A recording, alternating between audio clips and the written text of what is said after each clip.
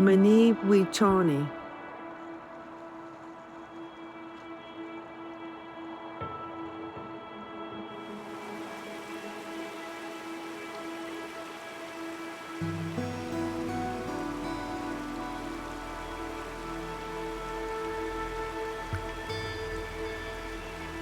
People driving up Highway 34 might see what looks to be a really healthy green forest, but over the past century, agencies and communities have really focused on suppressing wildfires, which are a completely natural component of our forested ecosystems along the Front Range. In the past, we thought by suppressing the wildfires, we were doing good because we were protecting ourselves, protecting the landscape, protecting trees as a resource.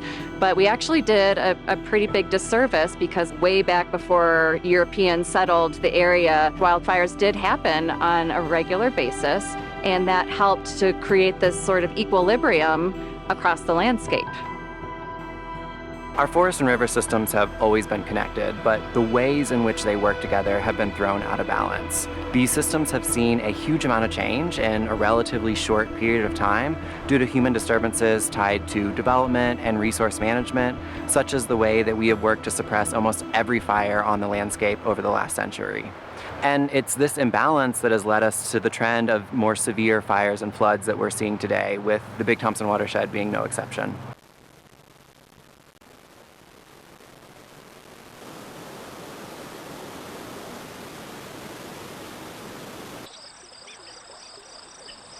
The Big Thompson Watershed has its headwaters in Rocky Mountain National Park, and it extends approximately 76 miles east towards its confluence with the South Platte River.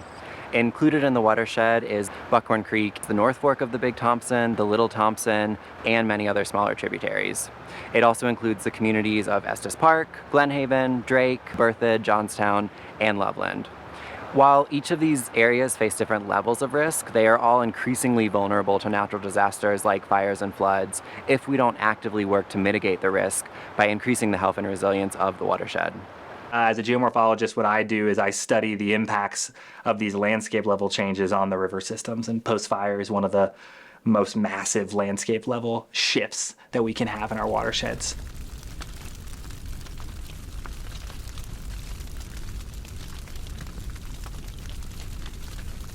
What happens particularly is you just don't have vegetation on the landscape.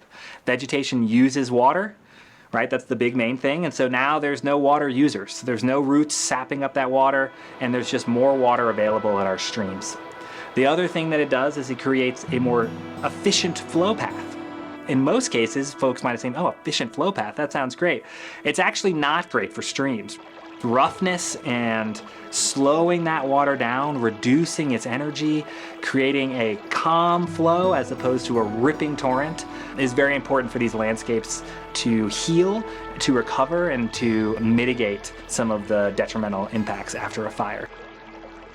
Beyond that, obviously, every drop of water in this state is accounted for. So when we degrade that water by filling it with ash and sediment and sand and gravel, we can't use all the water that's already allocated. So some of that water just needs to flush by.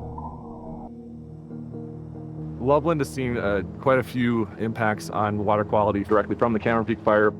For example, before the fire, we had to close the drinking water intake from the Big Thompson River during the summer about 24 hours over the course of the summer. 2 hours here, 8 hours there, 12 hours somewhere. After the fire, we had, instead of 24 hours for the summer, we closed it for 24 days. Since the Cameron Peak fire, we've had multiple flash floods, a couple of them really significant, 2 of them probably life-threatening, although we were fortunate that the water never reached any of the homes, but it did do significant damage to roadways and properties.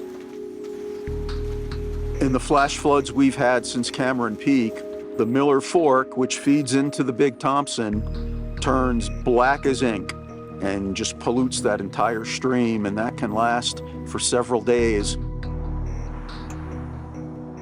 These wildfires that happen, yes, it burns trees, it burns forests, it burns people's homes, sometimes lives can be lost. But the aftermath of that is we have sedimentation, we have erosion, we have debris flows, post-fire flooding. The Big Thompson Watershed Coalition is a grassroots nonprofit organization that was founded to help our lands and communities recover after the 2013 Big Thompson floods. We have a small but dedicated staff and a board of directors made up of landowners, volunteers, and local agency representatives. And together, we all share the mission to work with others to take action that protects and restores the health and vitality of the watershed for the use and enjoyment of our community. While we began as an organization focused solely on flood recovery, we've expanded our focus to address many other needs in the watershed.